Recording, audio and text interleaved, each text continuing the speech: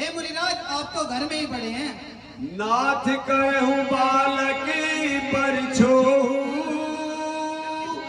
सूद दूध मुख करिए न कोहू।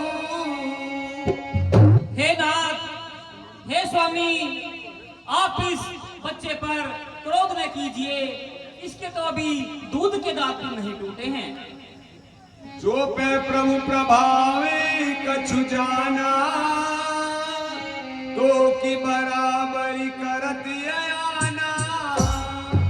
और हे स्वामी, अगर यह आपके प्रभाव को जानता तो क्या बताइए, ये आपकी बराबरी करता? जो लरिका कछु अचगरि करही, गुरु पितु मातु मोदि मन भरही।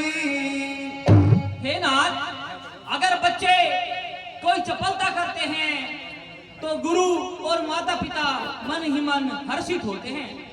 करिए कृपा शिशु सेवक जानी, तुम समशील धीर मुनि ज्ञानी।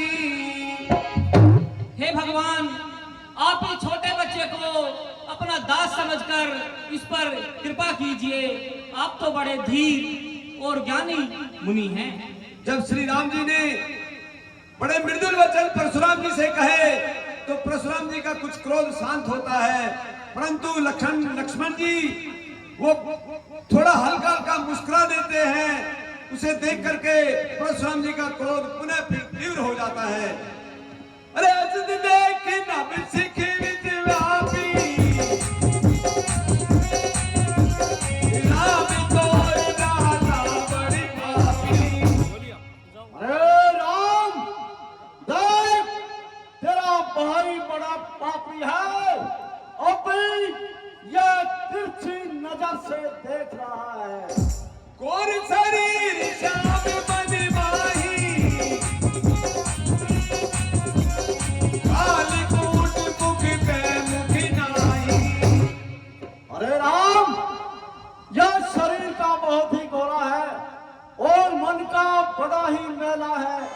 यह कालमुख है, विषमुख हुआ नहीं। लखन के हंसी सुनाऊं मुनि क्रोध,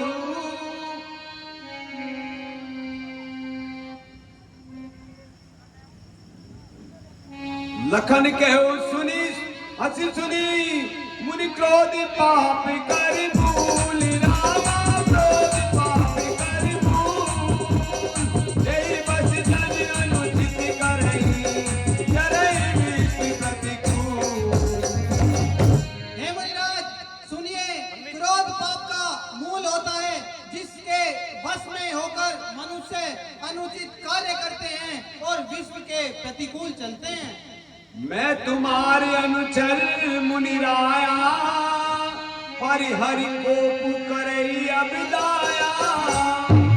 हे मुनिराज, मैं आपका दास हूँ, अब क्रोध को त्याग कर मुझ पर दया कीजिए। सुनऊ नाथ तुम सहज सुजाना, बालक वचन करिए नहीं गाना। हे नाथ, आप इस बालक के वचन पर ध्यान मत दीजिए।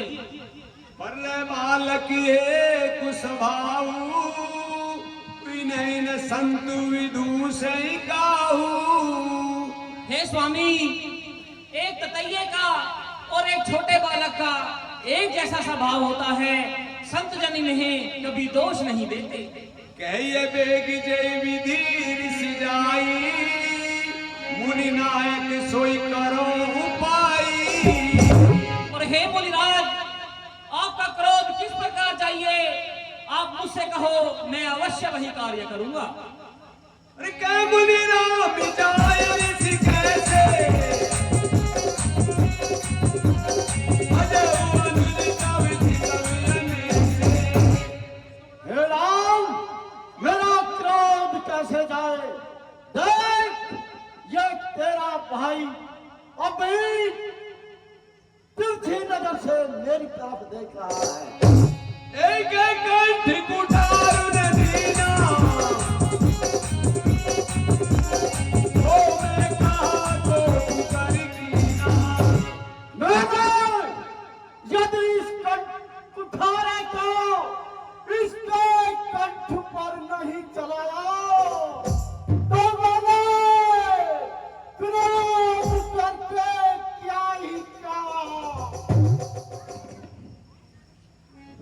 जो पे कृपा जरे मुनि गाता रोज मैं अनुराग विगाता। हे मुनिराज, आप क्रोध का त्याग कीजिए और मुझे अपना सेवक समझकर मुझे आज्ञा दीजिए। हृदय करो कि आखिरी होता देखत खोट खोट निपटोटा। अरे राम, यह तेरा भाई बड़ा ही कुटिल और छोटा है और बड़ा भारी कुटिल है। पियस लखन का मन माही मुझे आखि कदम कोई नहीं। हे मुनिराज, आप आंखें बंद कर लीजिए, आपको कहीं कोई भी नहीं दिखाई देगा। बंधु के कटु सम्मत तोरे तू छल विनय कर हे राम, यह तेरा छोटा भाई तेरी ही सम्मति से कटु वचन बोलता है। राम कहो ऋषि तजी मुनीसा कर कुठारू आगे ऐसी सा। हे मुनिराज, आप क्रोध का त्याग कीजिए। आपके हाथ में ये कुठार है और आपके आगे ये मेरा शीश है। देख कुठार बाने धनुधारी फैलरी कहीं ऋषुबीरु विचारी। हे मुनिराज, आपके हाथ में ये कुठार देखकर, हाथों में ये धनुष बाण देखकर इसने आपको क्षत्रिय समझकर कुछ कह दिया है। हमें तुम्हें सरबरी कसिना था कह न कहा चरण कह माथा। और फिर हे ऋषिराज, आप में और हम में भला बराबरी कैसे हो सकती है? बताइए, कहां पर आपके चरण हैं और कहां हमारा शीश है?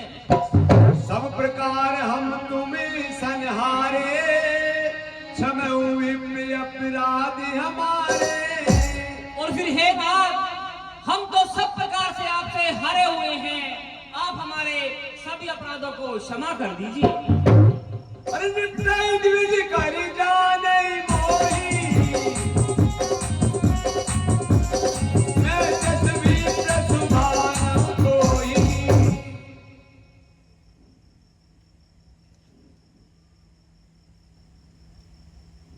देव धनुज भूपति भटनाना समबल अधिक हो बलवाना।